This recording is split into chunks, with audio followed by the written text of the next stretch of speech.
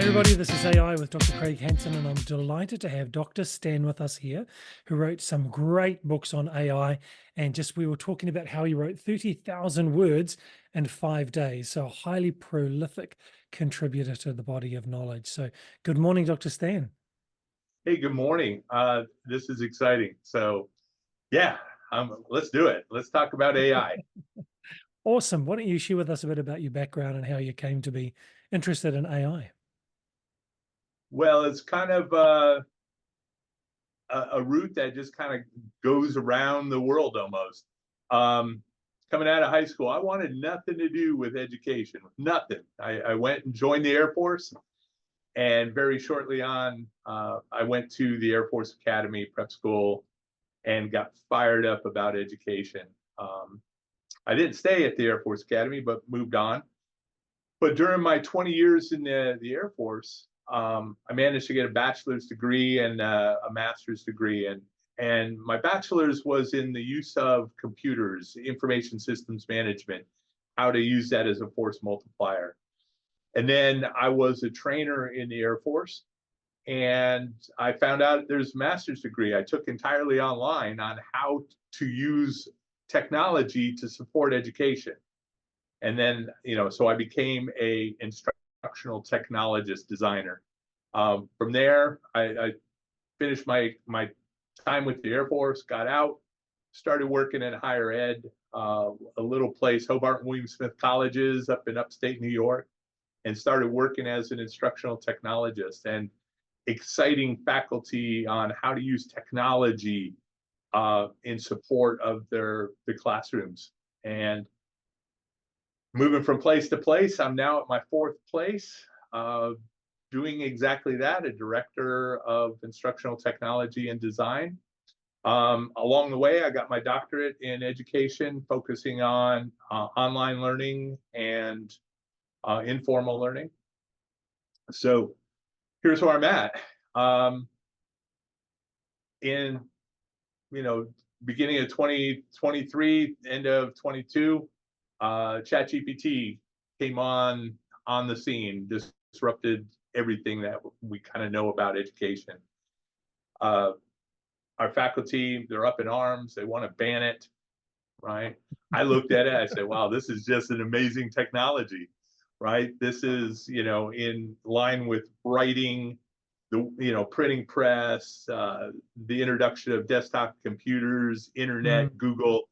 This is just coming along, and I had been seeing this coming about for probably the last 15 years. They've been talking about AI, so this wasn't surprising to me, but for my faculty it was. And so in the month of January, I wrote a book, 80 Ways to Use ChatGPT in the Classroom, kind of convince them that this was not the scary thing that they saw. And here's where we're at. Wow. And I noticed that just reading through that book this morning, three things stood out to me was the iteration, act as if, and always validate. And I thought those were three great tenets or rules to follow with whatever we're doing with artificial intelligence. So would you like to just share some of those key learnings that educators can take away from your book that you'd encourage them to apply now? Well, higher ed is, the faculty I've worked with always complain that they don't have enough time. Well, this is definitely a tool that will get them more time to work on the things that they want to work on. It'll take them from their zone of drudgery to their zone of genius very quickly. Get Love you it. off the blank page. I had a dean come in, and he was curious, like, how can I use ChatGPT? It's like, well, what are you working on? He goes, well, we're thinking of standing up a new program. And I've watched programs being formed, and it takes months trying to get faculty together and coordinate this. In a mere 5 minutes, we had a program drafted that he could then take to the faculty and say, let's make this better. ChatGPT, or this generative AI is very much a tireless intern, but it's an Right. intern, right? I wouldn't give one of my student workers, like, hey, go do this program, and immediately give it to my president and say, run with it, right? I would want to look it over, vet it, make sure that it was correct. So in order to use this tool, we have to make sure that we are bringing foundational knowledge to bear in writing the prompts, and more importantly, assessing what we're getting back out of mm, ChatGPT or one of these tools, uh, to make sure that it's correct. But the business world, they've glommed onto this. They're seeing production, 60-70% more efficient in what they're doing, bringing products to bear much quicker. Um, and it will raise the use of the computer will raise your skill level, right? If you are a mediocre writer, it will make you a better writer, pretty much instantly, right? But you have to understand how to use it. So I just encourage folks to go play with it, right? To turn off Google, doing Google search, and instead of go to Chat GPT for like 30 days, just don't go to Google and do Chat GPT, and they will quickly understand. was reading a research article from March last year. It wasn't peer reviewed yet, but from MIT, and two authors had a test case of people writing software. I think it was with Python or Java, and they were writing software, and they found that there was double a double factor on productivity. So speed to complete, the quality and reduction in errors was significantly increased, and also their quality and creativity, because the basics of generating and planning and developing the piece of software, they could just use the prompts to help them do that. And then they could be really creative. So creativity increase, reduction in time, and quality of output. Where do you see that educators in their day-to-day life can harness those types of opportunities? I was just working with a faculty member, over my lunch hour, and I want she was taught in marketing, and so I was showing her how to take data sets from Google Analytics and other programs, feed it into ChatGPT to get a summarization and visualization and recommendations on where marketing efforts could be placed. And she got tremendously excited about that. And then she was planning to build a new course, and I said, well, let's just start with ChatGPT and say, here, craft an outline for a 16-week course. And she immediately saw the potential, because I can craft the outline, build the lesson plans, build the activities, build the Mm, assessments. um, Once again, it's a matter of going in and validating all that, mm, but it moves you already, propels you forward, where you can raise the level of what you're trying to do. um, you know, Teaching students how to use it effectively in their writing, right? It shouldn't do the writing for them, but it can produce a good first draft. But then they have to enter, the human piece to it. So it's really a marriage of machine and human to get to the next level. It's not just, oh, let's turn it, hand it off to the machine to do it. mm, That's not going to be effective. And you can see AI writing, right? But how do you put that emotional intelligence in, and mm, that human aspect? And we have to learn how to do this, because AI is not going away. mm, And I talk with a number of faculty members who are kind of clinging to the way it was 2 years ago. Well, a lot of things have changed in the last two to 4 years. mm, We have to work in the world that we're in, and the world that we're going to be in. And so it's a matter of everything that you're doing. It's like, I wonder if ChatGPT could help me, and mm. and try it. If you're not happy with the results, then that's fine. But you wasted only 30 seconds. Right. So The principle from your book, Dr. Stan, about act as if, telling ChatGPT to act as if. Do you want to explore that a little bit more for those who haven't done that yet? so ChatGPT is built on, you know, ChatGPT 3, they indicate that it was built on 45 terabytes of information. So covering a wide span of uh, knowledge. So when you act as, what you're doing is you're trying to narrow into a subset.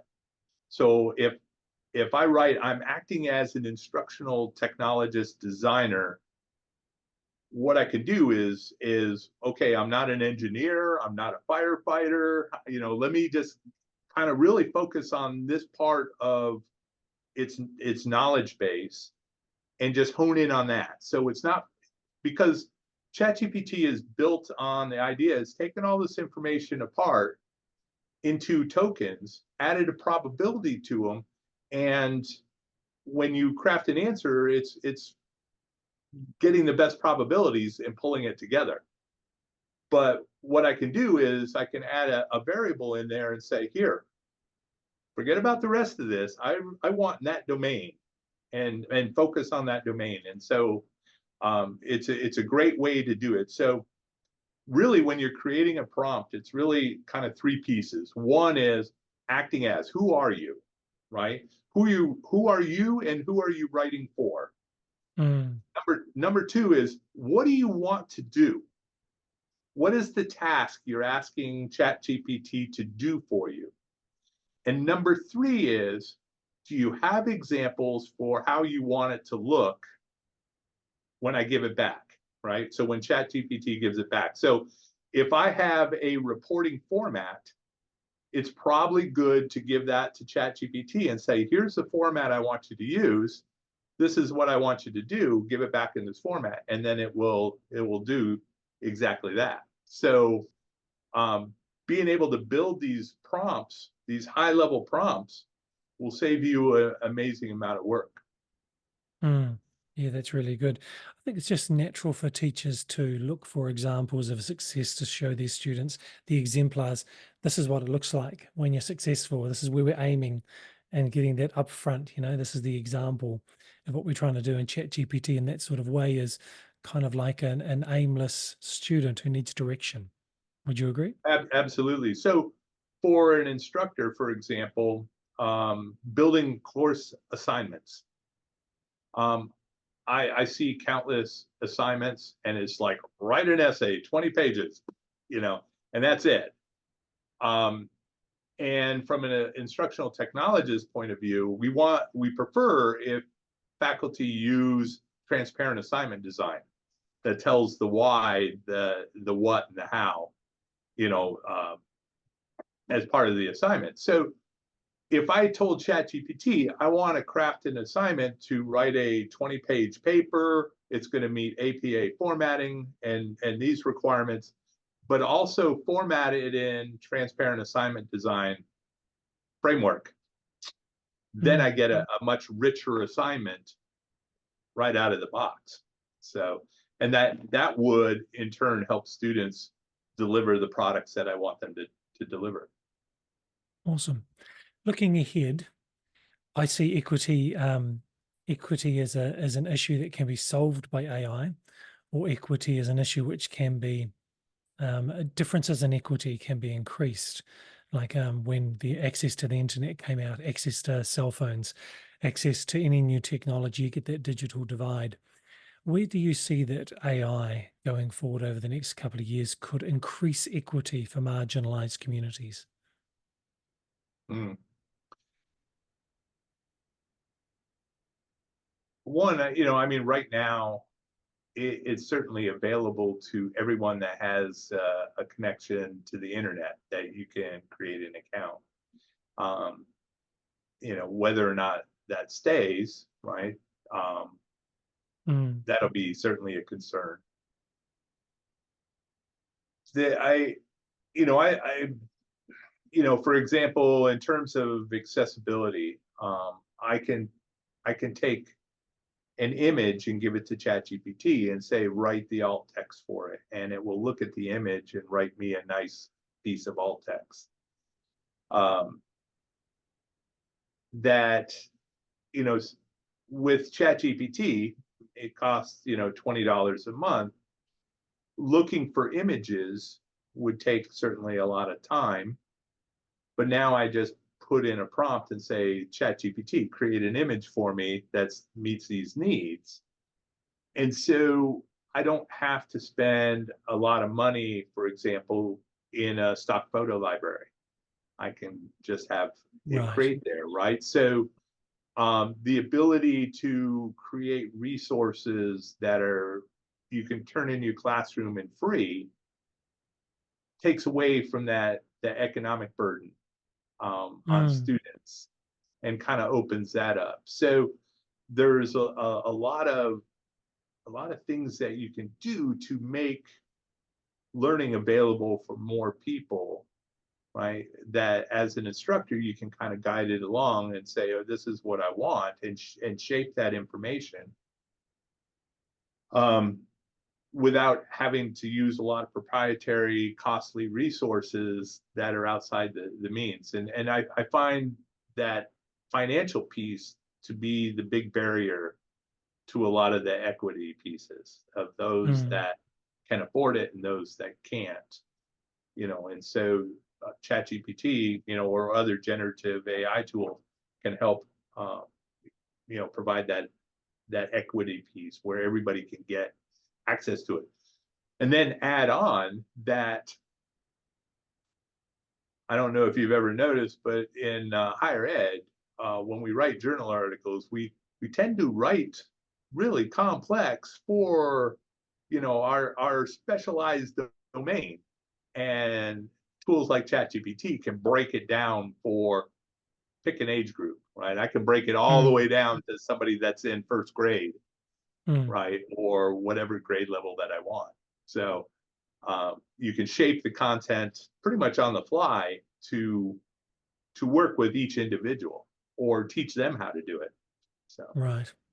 Yeah, I like that with some of the productivity tools that are out there at the moment that are Gen AI supported.